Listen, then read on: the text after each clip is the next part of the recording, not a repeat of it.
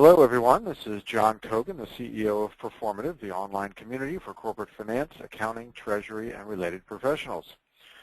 First, I'd like to welcome everyone to today's webinar entitled Using Customer Stratification and Cost to Serve Information in Your Sales Efforts to Maximize Profits. Customer stratification may sound like an odd idea in a climate where any paying customer seems like a good customer. Still, the sales force has at least two major issues to deal with on a day-to-day basis. First, who do I call on? That will give me an order and pay for it. Second, who are the profitable customers? It's one thing to get an order and be paid for it, but has the company made money? Customer stratification answers these questions and many others. Customer stratification analyzes how much business a customer does with the company, how profitable they are in gross margins, how loyal they are, and how costly they are to serve. Each of these dimensions has a bearing on the sales force and on overall company performance. Without the right analysis, the sales force can make decisions about who to spend time with and give services to based on their perspective of the customer relationship, not the facts about who they should be prioritizing. A few items before we get started this morning. Number one, thanks to our event sponsor, SAP, for helping us make this event possible. Everything we do at Proformative is at no cost to our users, and it's through the generous sponsorship of companies like SAP who help make that possible. SAP also helped bring much of the speakers and the contents in today's presentation, so we thank them for that. Quick word about Proformative. Proformative is the largest and fast-growing online resource for senior-level corporate finance, treasury, accounting, and related professionals. We're reaching an awful lot of these folks every month, and what they do essentially is help one another learn so that we can all get work done. It's all done online on a peer-to-peer community, and we do events like this as well. It's all completely free and noise-free, so no ads, no self-promotion, etc. If you haven't yet, please check us out at proformative.com. Now, a few events notes. First off, a link to today's presentation and a video of this webinar will be sent out to all attendees within 24 hours of the event and will be posted online. In fact, today's presentation is already posted at proformative.com/resources. So if you would like to, you can hop over there and download it right now. If you want to follow along, print it out, take notes, etc., it's there, it's ready. So please go ahead and grab it. Next up, those who would like CPE credits, and we have a number of folks today who have pre-registered for CPE credits. We will have 3 polling questions spread throughout today's presentation. In order to get CPE credits, you must take all 3 of the polling questions. Now, these questions are statistical in nature. We'd actually love to get everyone taking these polling questions if you can. They're very quick and easy questions, and they basically ask a bit about stratification and related topics at your company. So please give us 15-20 seconds to answer these questions as they come up, and then we will share the results at the end of today's webinar. Next up, please ask questions. There's a question box in your GoToWebinar control panel, and if you take a quick look at that control panel, you'll see it right there. You can ask questions at any time, and we will do our best to get to your questions during the Q&A portion of today's presentation. Finally, at the end of the presentation, you will be asked to take a short survey regarding today's webinar. We would greatly appreciate your feedback regarding the event. We always want to do better the next time, and your feedback helps us make improvements. So we would greatly appreciate that. It's also very simple during that Q&A period to ask to be connected to either today's speakers. So if you would like to be connected, we're happy to make that connection, which we'll do via email. So just make that request during the survey. We have a number of learning objectives today, and unsurprisingly, they're all around customer stratification and how that can help you improve your customer relationships, analyze your customer relationships, and improve the customer relationships. These are very critical items, more so today than probably any time in the last couple of decades as companies are struggling to find customers, serve customers properly, and maintain profitability in these tough economic conditions. And to get us started today, I'd like to introduce Dr. Barry Lawrence. Dr. Lawrence holds the Leonard and Valerie Bruce Leadership Chair, is the program director of the Industrial Distribution Program, the director of the Thomas and Joan Reed Center, and the director of the Global Supply Chain Laboratory at Texas A&M University.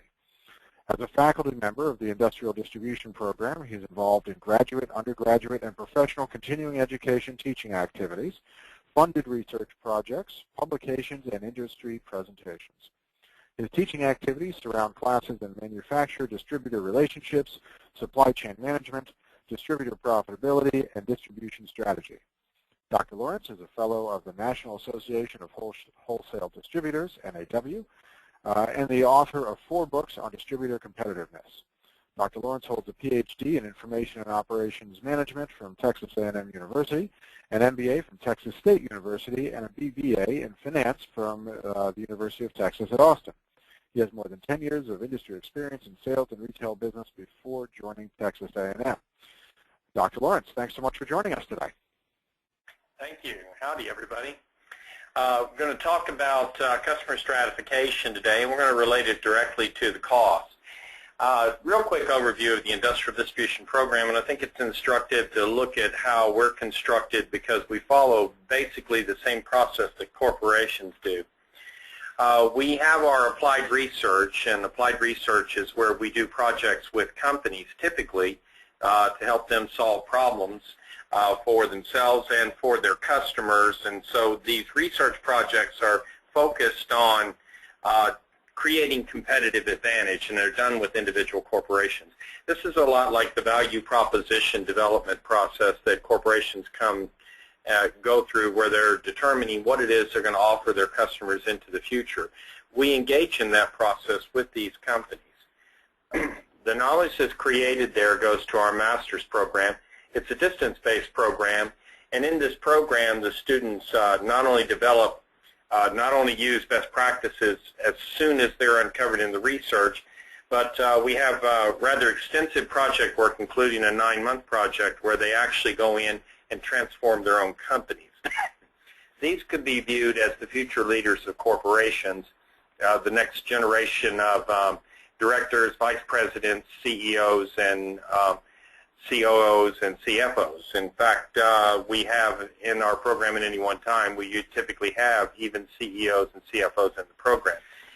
Here they're just determining what the future of the firm is going to be by taking the knowledge that's been developed in the research or other areas where their company is developing their next value proposition, and then laying out the strategic plan and putting in motion the activities. The next level of teaching we do is continuing education, where we teach programs similar to this one to thousands of people per year. And these folks are usually branch line managers, mid-level management, the folks that are actually going to make things happen within the firm. And so developing this next set of leaders, this next set that will be your succession plan. So think of the graduate program as the succession plan for the top management, and then the continuing education as the succession plan for the mid-management. And these are the folks that actually execute. And so at this point, we get to see the execution of the best practices. Then finally, it goes to our undergraduate students.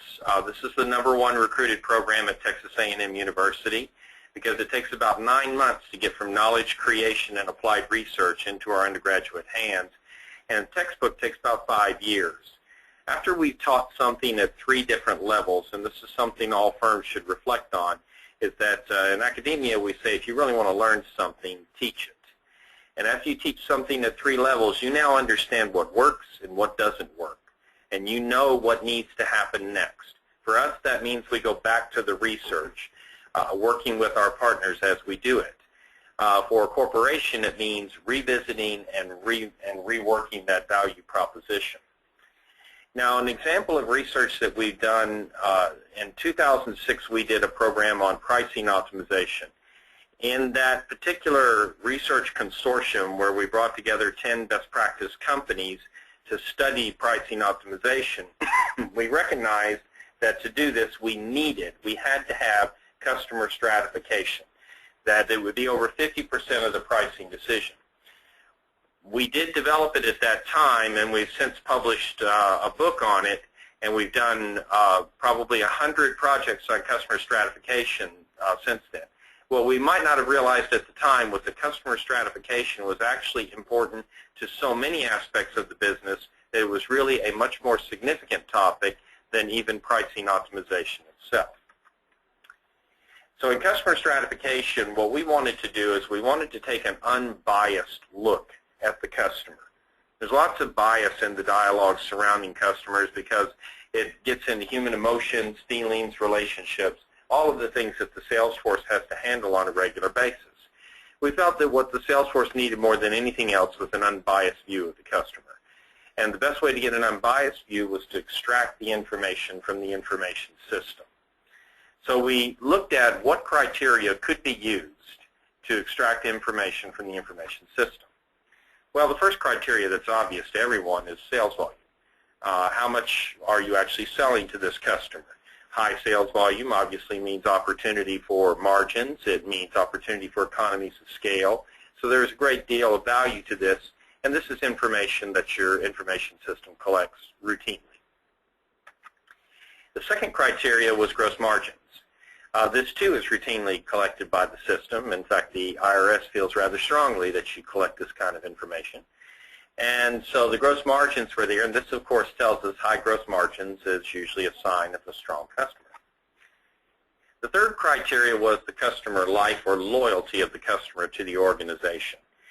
This one at first looked like it was going to be complex to draw from the system, but in time, after working with hundreds of business executives and examining what truly constituted loyalty, we were able to determine that this was actually very much in the system. And so what we did is we did such things as looking at the breadth of the products that they bought from the distributor, the number of product lines they accessed, the how often they bought from the distributor. Were those trends going up or were they going down? And what we found was it was very difficult to find scenarios where a customer could be declared as loyal if they didn't show up on these criteria in a positive fashion. It was possible, but it was genuinely a rare exception and one we felt that the sales force could deal with on a regular basis. The final criteria is the one we want to talk about today, and that was the cost to serve. The cost to serve, of course, runs against the gross margin, and between the two, you get your net margin. And so customers can cost a great deal to serve, and this was becoming a very challenging area and topic for the distribution community. Now, if a customer pays high gross margins and doesn't cost a great deal to serve, if a customer is loyal and a customer does a lot of volume, these are what we call the core customers. Now, core customers firms find are somewhere between 5 and 20% of their customers, and they generally provide between 80 and 90% of net margins. This raises two questions. Question number one is, why are we bothering with anybody else? And we'll address that question in a few moments. And question number two is, how could you possibly survive without the core customers? Maybe that's not so much a question as a warning of the significance of these customers. The next set of customers were opportunistic customers. Now, these customers tend to pay well. They don't run up cost to serve, but they're not loyalty and they don't do much volume. And they're aware of that. And since they're aware of that, that means that they don't get demanding on pricing or cost to serve. Oftentimes, these are your competitors' best customers, the core customers for your competitors, and they're people that you would like to establish relationships. In other cases, they're highly technical specialists who only buy one or two at a time. Think of an engineer designing a new product and wanting to get test parts in to try the new product. Or think of a homeowner laying out the fence for their yard and wanting to actually understand and map out the fencing for the yard, and then eventually that process gets turned over to a contractor. So these opportunistic customers are not high volume, but they're not price sensitive. And there are distributors that specialize in serving them. The rest of the distribution community tends to lock down on these opportunistic customers, find the ones that are core customers of other competitors, and go after them. And the opportunistic customers are typically about 15% of customers, and they're typically about 15% of your net margins. Marginal customers score bad on everything. They're about 75% of customers. They shop you on a regular basis. They tend to drive the sales force crazy. But they don't stick around long. They're not very loyal. They don't do much volume, and largely this is probably because the sales force doesn't want to talk to them anymore. And so they're managed out of the process. Now, marginal customers will typically run between 10 and 20% of your net margins and 75% of your customers. So those of you who've been following the math have already noticed there's a problem. The problem is we're over 100% on our net margins. So that kind of tells us something about this last customer here. This is a high volume customer, very loyal to you, but they pressure you on gross margins, probably using their volume as an excuse, and they wear your systems out when it comes to cost to serve. So these are what we call service-trained customers, and they tend to be a very high-pressure customer. And they're very loyal. In fact, you might have to pry your business out of their cold, dead hands in some cases because they are winning the game.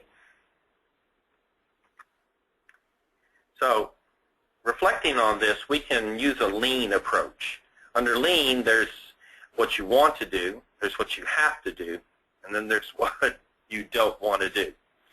So looking at this, we could say what we want to do is we want to work with core customers, obviously. In fact, moving a core customer from the lower left part of their quadrant to the upper right part of their quadrant is a real home run in the business. Opportunistic customers, the high-end ones, are probably where the action's at. Now, business we have to do business with the high-end service-trained customers because our suppliers need those customers. They add volume, and also because we want to make sure we didn't get the math wrong. If somebody's close to the border, then they're probably a good customer to try to transition to a core, and they may even be a core customer if we haven't done our math very well. Then the rest of them, maybe it's business we don't want to do unless we're going to use some sort of internet-based model. So let's do a comparison. Business we want to do. Here's a core customer. You see the revenue there. You see the gross margin dollars and gross margin percentage, all very respectable. Nice days to pay. 33 days sales outstanding. And a number to watch there, quote conversion. A lot of times with customer stratification, the first group you have to sell is the sales force. Quote conversion is one salespeople care about. A and B items, 79% of the items being bought in A items, C and D items, only 21%. Strategic suppliers, you see that they're buying quite a bit from the strategic suppliers, not much from non-strategic suppliers. That's a very important observation there because the fact of the matter is that this customer doesn't really lean on or require you to carry slow move items, and they don't require you to work with suppliers that you don't have solid relationships with. Let's look at a service-trained customer. With a service-trained customer, you'll notice 53 days to pay. So they're tying up 20 extra days of your working capital. Very painful. Narrow gross margins. Then take a look at that quote conversion rate. There's how you sell the sales force. 22% quote conversion rate. That'll frustrate any salesperson in a hurry. Inventory. Notice 44% of their volumes in C and D items. In fact, this customer is probably the reason you're carrying a lot of the C and D items. You think you have to have them, but the only reason you're carrying them is because this customer is forcing you to do so. And then look at the large numbers on non-strategic suppliers. Again, working with more suppliers and suppliers that you can't do profitably. So when we put them side by side, what we see is that the comparison comes out really impressive, and you can see very quickly not only what these customers are doing and what makes one a good customer and the other a not so good customer, but you can then find the things to pick on. As a salesperson, I can see clearly in 5-second overview of this then I've got to work on the days to pay with my service-trained customer, and I got to work on quote conversion, and I got to work on slow move inventory. If I don't work on those things, this customer is just going to be a real nightmare for my company. Now, I wanted to make a quick observation on life cycle of the core customer. Typically, a core customer maybe starts in the opportunistic area. Then we succeed in getting them over to core. Now, you notice the downward slope on the line, and if you ask people why that is, they say, oh, well, maybe we're throwing a lot of services at them, or maybe we're discounting to them. Probably so. And actually, the discount process is what you would expect. I mean, if you start buying in larger volumes, quantity discounts are going to kick in, so it might not be surprising that we see this downward trend. The problem is that the customer and or the salesperson gets drunk on this process. And then most people tell us this is what happens next. What we want to do is we want to develop a system where we take them into core, and then we continue to change our value proposition, update it, improve it, give the salesperson a better dialogue, give them the opportunity to charge for services, give them the opportunity to repackage services, and develop a methodology to move that core customer up and to the right. That is service innovation. Most people, when they hear the word innovation, they think Apple and the iPhone. Innovation is any time we improve a process in a way that brings about greater value to the customer and greater value to the supplier. For distributors, that means service. Now, another thing is you have to profile and find the next core customer. So I said, why would you want to do business with anyone else? Well, if you're working on retention of your core customers, and you should be, if you're working on retention of your core customers, you're keeping them as best you can. But no core customer lives forever. So we have to be finding the next core customer. Now, most salespeople will tell you, yeah, we know the people near the edge are going to be the ones that we can most likely convert with a better value proposition into core customers. But they'll also tell you, and this is something that John Mansfield is going to address specifically, they'll tell you that there's some out there that might surprise you, like that one in the marginal customer. So we want to get as many core customers as possible, and the obvious first attack point is these customers close to the edge where we can use intelligent strategies. But eventually, what we want to do is come to understand what are the characteristics of a core customer and match those up to other customers to see if we can find these customers that are far away but could make the trip. We also have to understand what the characteristics of those that aren't going to make the trip. So you see that one service-trained customer that's fairly close to the edge, but they're not going to make the trip. They know what they're doing. They know why they're doing it. And quite frankly, your sales force may waste a lot of time trying to transition that customer.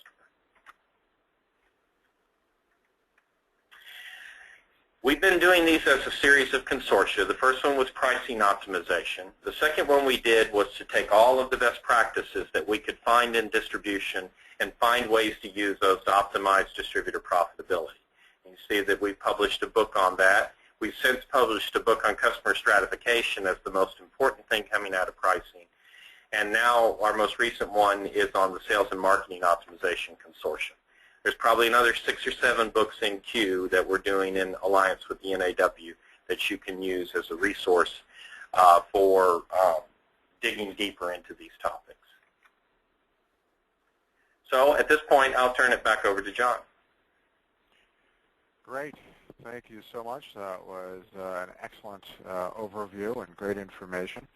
What I'm going to do now, I promised when we kicked off, is I'm going to launch the first of 3 polling questions. Once again, if you're here for CPE credit, you must take these polling questions. But even if you're not here for CPE credit, we'd love it if you would take 15 seconds and answer these polling questions. We will turn this around when we get to the Q&A section, and we'll see where everyone stands. And you'll get to see what your peers on the phone call are doing. I'll go ahead and leave this open for another 10 seconds. Please go ahead and get your votes in, and then we will get on and into our next speaker. So I'm going to go ahead and close this down right now. And let's go ahead and move on to our next speaker. Our next speaker is John Mansfield. He's Vice President of Business Development at Graybar Electric. John is responsible for leading efforts to support and accelerate the profitable growth pillar of the company's strategic growth plan. His efforts are focused around multiple projects that improve the effectiveness of Graybar's sales force, explore new market growth, and boost profitability, including customer stratification, CRM, and multiple strategic sales tools. For 8 years, John was VP of Corporate Accounts, where he was responsible for the company's strategic corporate accounts that represent nearly $600 million of sales annually, as well as several strategic company initiatives.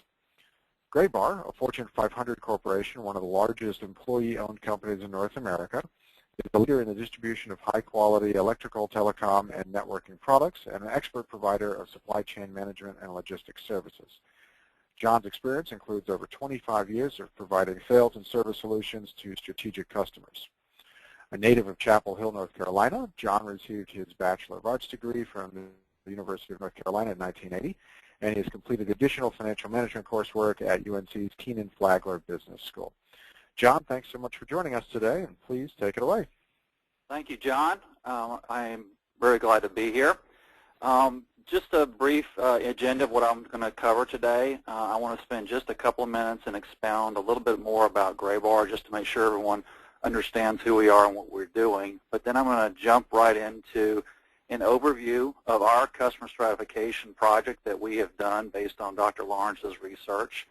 I'll talk a little bit about the customer analytics innovation we've done with SAP that's helped us with that project. And then I will get with a little bit of the pilot results we've had from the pilot that we've run. And then at the end, of course, there's going to be some time for questions and discussion. So Graybar is a wholesale distributor of electrical and communication products and the related supply chain services. These are our statistics from 2011, so the mandatory numbers page. But we help our customers power and network their buildings with speed and efficiency.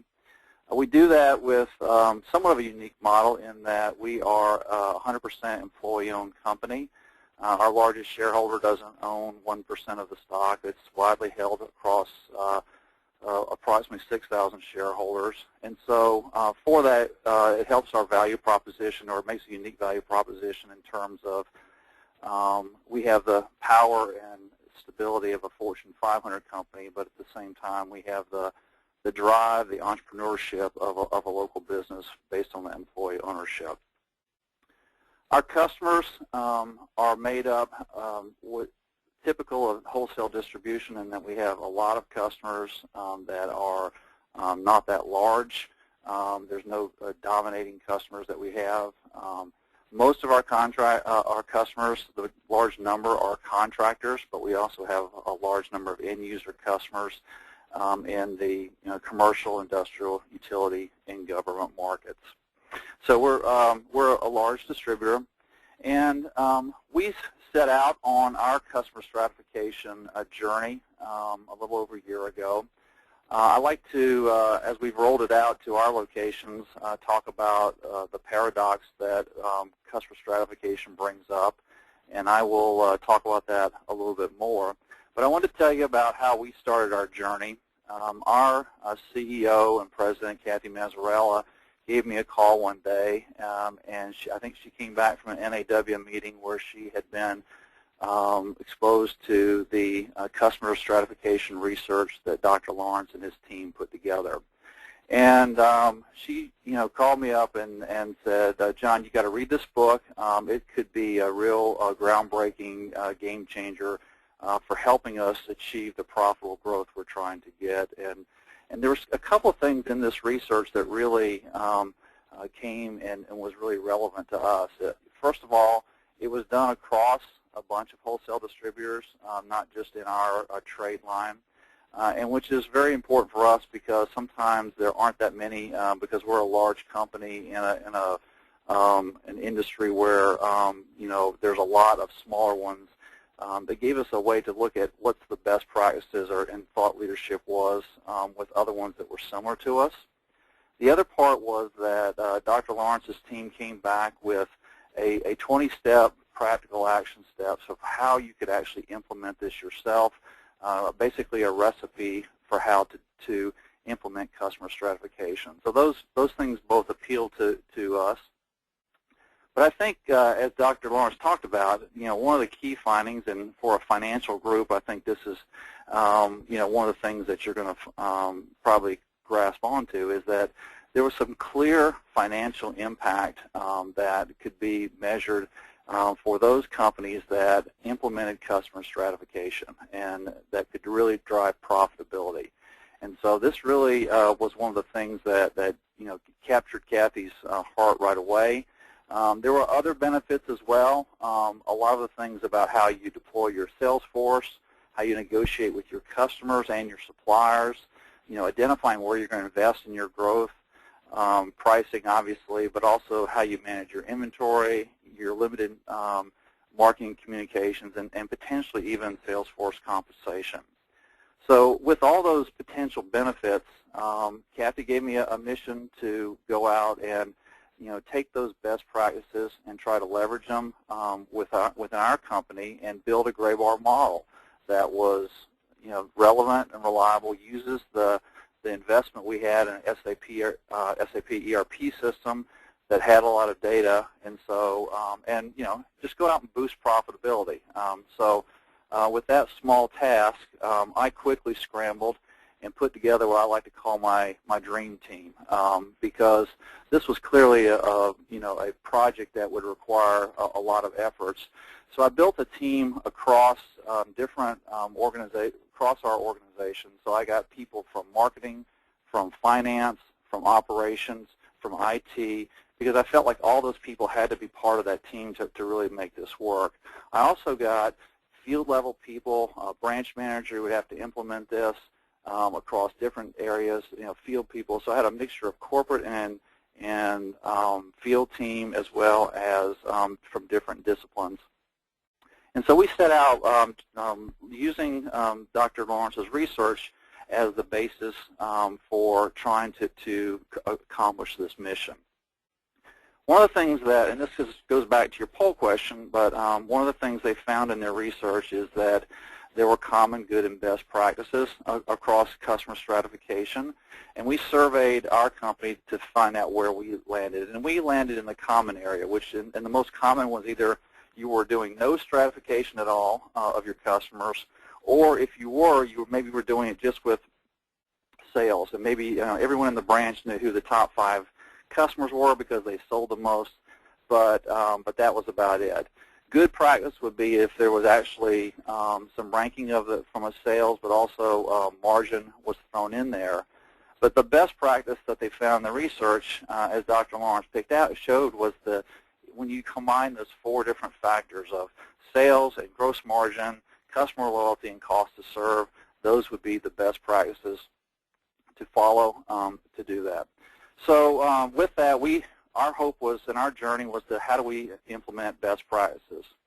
The framework has a nice structure to it. It starts out with a number of factors that they recommend based on those research. Those factors would roll up into one of the 4 dimensions, and then those dimensions rolled up into the 2 higher dimensions, which they labeled customer lifetime value and net profitability. The research is very detailed and complex around it, but they give you a good roadmap on how to get there. And so with each of the factors, there's some recommendations around which ones to use, what percentages, and how the math goes with it. There's a lot of math in terms of using median values and how you establish to get there. And this is just an example from the research. But the key is that every business has to customize it to themselves each time. And so we went about building Graybar's model. We looked at every single factor and decided, did it apply to our business? Was it relevant? Did we need to tailor it? The percentages varied. What factors were available? And we went on and built our model. And as you build that model, it comes out with some simple ABCD rankings eventually that works up there that allows you to put each of your customers into each of these different areas. And it shows you what they are in terms of the core opportunistic marginal service train somewhere within the grid along the way. So we built our model, and we felt pretty good. It took us a while to work through the factors and all the dimensions, but we came up with it.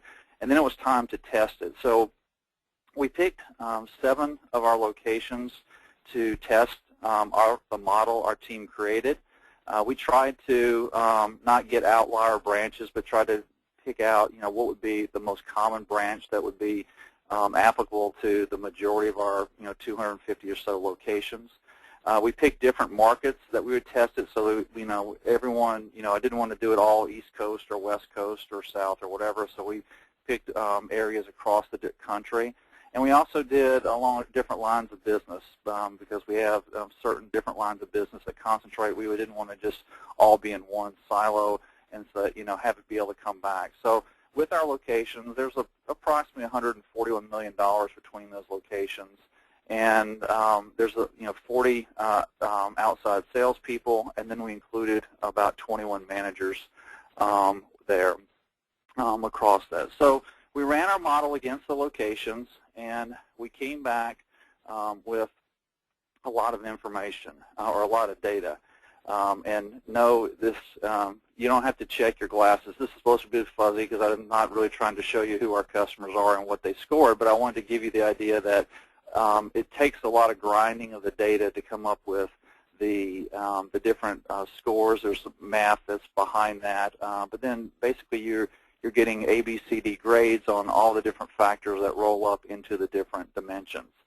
And when we summarize that data with our pilot locations, it came back with a representation very close to what Dr. Lawrence indicated. We found that with those 7 locations, 12, the core customers were only 12% of the customers, while they were 43% of our sales. The marginal customers were 62% of the customers and only 14% of the sales, and otherwise for the other ones as well. So this gave us a pretty good idea that, and the model comes out this way, but we had this information, and now we had to look at what we're going to do with it. And part of the idea with this information is that we had to use it to do something different. Okay, if we wanted different results, we wanted to drive profitable growth, we had to think about how am I going to use that information differently with our sales force and our sales management teams to do things differently.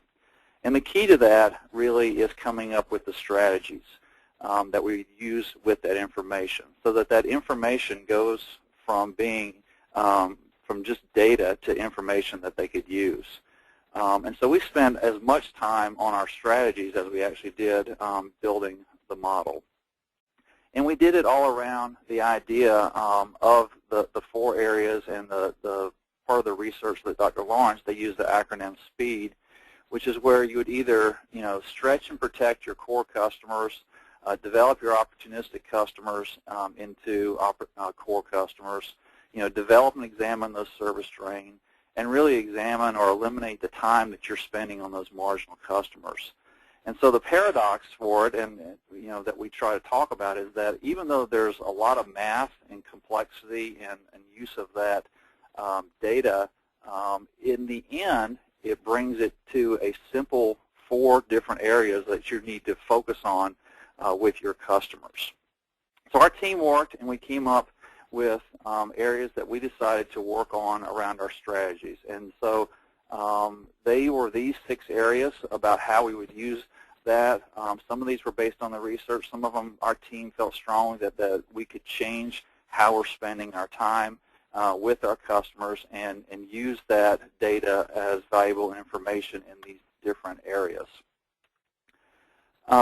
Most of our salespeople, and I'm guessing that most of the salespeople in your organizations are the same way, is that they have lots to do every single day. They don't need any more initiatives, And we wanted to make sure that when we were talking to them, this was about customer stratification. It wasn't something that we were putting on top of them to do extra. It's something to make their time more valuable and better spent. And so as we rolled this out to our salespeople, we really started to talk to them from this standpoint about how time is money, and that they only have so much time to spend in the day with their customers, and they have to make some conscious decisions along the way about how they're going to spend that time. And so the key in that is that when they're going to spend that time, they need to spend the majority of their time, and they should be thinking first about those core customers. As the research showed, these are typically, and ours the results are the same, your top 5 to 10% of your customers can be 80 to 90% of your profitability. You've got to spend the most time with those, stretching those customers and protecting them from your competitors. The second leg is that you really should be spending, with your opportunistic customers and finding those ones that are profitable today and that are good candidates for moving into a core customer. The third is obviously the service streams that we've got that business with them, but we've got to find the ones that we can develop and move them into a core customer by helping them improve their business. And we tell them, in order to spend more time with these other customers, they have to figure out a way to eliminate the time they're spending with the marginal customers, and making sure that we're not wasting too much time with them. And most salespeople will admit readily that there are those marginal customers that become time suckers, and I was a sales rep for 10 years, and I'll tell you the same thing. It happened to me as well. So with that, we began developing a playbook of strategies around that. We use some technologies that we have in terms of a wiki, internal wiki we have, that we could document all those strategies. And we did by each of the different areas, whether it was sales, pricing, service, inventory, financial, or marketing. We documented all of our strategies based on the customer type. And so they could either look at it from, if they just wanted to look at what the pricing strategy is for the 4 different customers, they could look at it that way, or they could do it, say, hey, here are my core customers, how do I look at it, those strategies. As we developed those strategies, we came up with 57 different ones for them based on the type of customers, and we tried to eat some of our own dog food as a team. So we have more strategies for the core customers than we have for the marginal customers. Most of the strategies with the marginal customers are pretty simple. They're strategies for how do I not spend time with them, and without poking them in the eye with a fork, but how do I make sure that I don't waste my time with them. And we came up with strategies from all these different ways of doing that, but how do we spend more time with our core customers. So as after developing that, we were at the point ready to roll this out to the sales teams, and we had all this data that we were trying to turn into information. And very few of our salespeople are very good at taking spreadsheets and really applying that. And so one of our challenges was around how we were going to apply that. Our team conceptualized a dashboard that we would use to show that and show the results from the model. Unfortunately, we didn't have it. This was just a conceptualization. Luckily, at this time, we were also doing a co-innovation with SAP at the time and their customer analytics program that or product that they're going to be rolling out and have availability. I believe it's next year. But this customer analytics product had a customer stratification segment to it. And so we teamed with them, and they were able to provide us, working together, with a dashboard that gave us, that's powered by HANA, that really gave us unprecedented ability to show it. And it was really a big game changer for us in terms of rolling this out to our teams. And this is a sample of the dashboard we have. I've made it so you can't really see the customer, but instead of the 16 quadrants of the ABCD, with the power of HANA, we were able to actually use each one of these dots or icons here represent a customer. So you could see not only where those customers landed, and this is one of our locations, but you can see exactly where they are, so that as Dr. Lawrence pointed out, you find certain ones near the border of being a core customer. It will be easy to identify that. And not only could we do this by location, but we could also, there's a drop-down box, and we could do it by sales rep. So I could pull up a particular sales rep and see what his assignment was and how his customers, this is one sales rep, and you can see he only has one service-trained customer, and so, he's got a lot of prospects there in his opportunistic to move there. Anytime that you would click on one of these dots and it would change to the customer at the top, you then could go to a detailed result and drill down. And this became known on our team as the money page. And this was really powerful for our team. And really, once we got to our sales reps and the rollout, this became really, really powerful because they could, this is where that data really became information. Because I could take a service-trained customer like this, and you can see my customer lifetime value, they're rated a B, but I could see they're sort of like a low B, but they're a high C from a net profitability standpoint. And I could look down below that into the different dimensions, whether it's cost to serve, profitability, customer loyalty, or buying power, and seeing whether they were high or low grades, knowing whether these are ones that I could move the needle. And so, like for this customer, for example, I can see one of the factors, DSO, that they're rated D, they're at 66 days. And so there becomes very easy for them to now say, okay, here's where I can apply one of those strategies that came up with during that time to apply. So this, the visualization that we were able to do with this was really became a linchpin in terms of how we're driving our strategies with our the salespeople we've rolled it out to at our pilot locations. So I think, John, you wanted to ask another polling question at this time?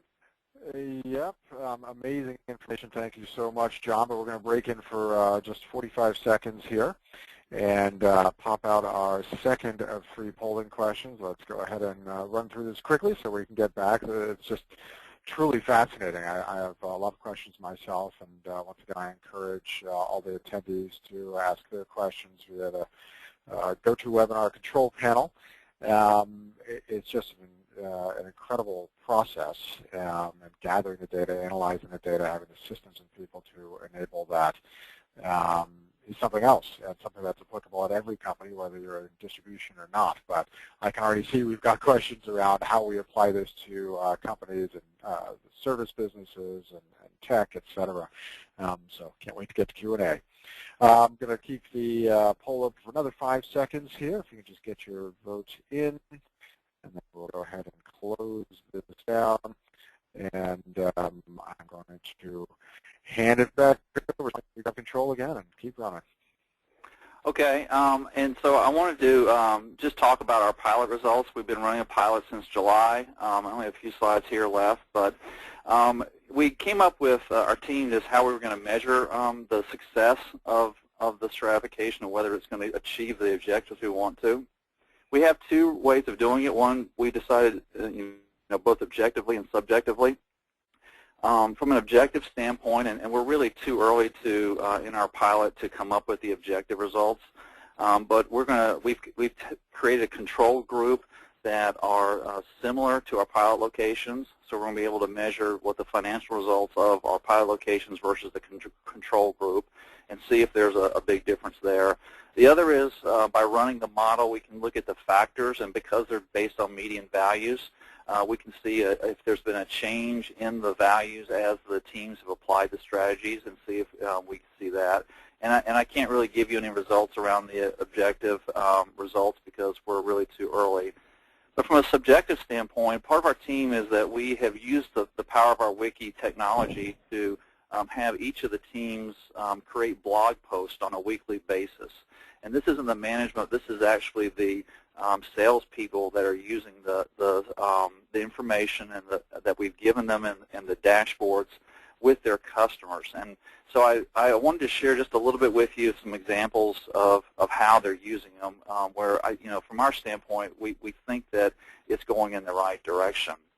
So here's a testimonial from one sales rep that had a core customer, and he using the data, he found one piece of business that we had been writing and he didn't realize we weren't writing anymore, and recapture that with the customer. So obviously we won some business at a profitable rate. That's good stuff right there.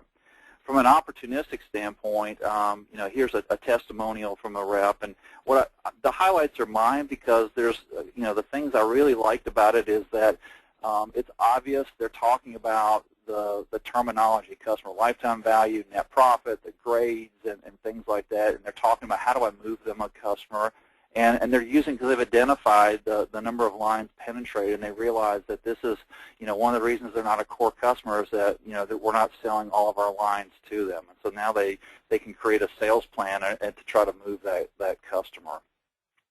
From a service train standpoint, this is I really like this one in terms of not only them being product driven, they understand that we've got to create this to be a customer driven customer, but this last line there is that the customer didn't even understand how they were ordering from us, because in most cases a lot of times a service train customer is draining themselves as well as you.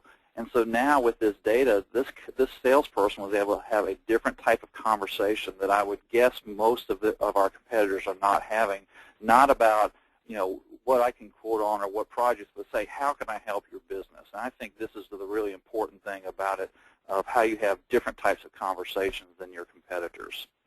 And then from a marginal standpoint, here, one of the testimonies that, yes, not every marginal customer, you're not firing any customer at all, and we make that very clear. You're trying to change how you do your time, because there are going to be some marginal customers that you're going to identify that's saying the reason they're marginal is because, it's because of us, not them, and there's opportunity there. I know something about it. However, this customer realized, yes, that may happen, but it's got to be very, very selective. Most of those customers is not going to be the case, and so they understand that. So from that, the testimonials we had, and we see these blog posts every week from across the locations, is that we can see a pattern that they're using the data, and we think it's headed in the right direction. So with that, John, I'll thank you and turn it back over to you to wrap us up. Great, thank you so much. And actually, we're not ready for wrap up yet. We're going to go ahead and hop into our third and final polling question, which once again we'll ask everyone to do as quickly as possible. Then we'll turn these around. We'll take a quick look at the polls, and then we'll ask some questions of today's speakers. Oops. Let's try that again. There we go. This is our third polling question. If folks could please go ahead and weigh in. Let's see. The poll results. My apologies. I think we just had a technical issue on that third poll. So you know what? We're going to give everyone credit for being taking that poll. Let's go ahead and take a look at the first two really quickly, and then we'll get into the Q&A. So what level of customer stratification has been done in your company? If you take a look at the top results here is if you're measuring common versus good versus best, which is that progression that we saw earlier. Dr. Lawrence, what do you think about the results of this polling question? Is this more or less where you would expect sort of typical companies to be? No, this is actually quite high. And so typically you would see the vast majority of companies being in the common category, maybe a couple in the good, and maybe one in the best. The reason that we see results like this is probably related to the fact that so many of the firms on this call are making strong use of information technology and are probably what we would define as being good to best practice companies. Okay, great. Next up, our second polling question. what percent of your customers do you think are core customers? So given the definition of core and the examples that we've seen here. And once again, Dr. Lawrence, what do you think of this result? I think this may be a bit optimistic here.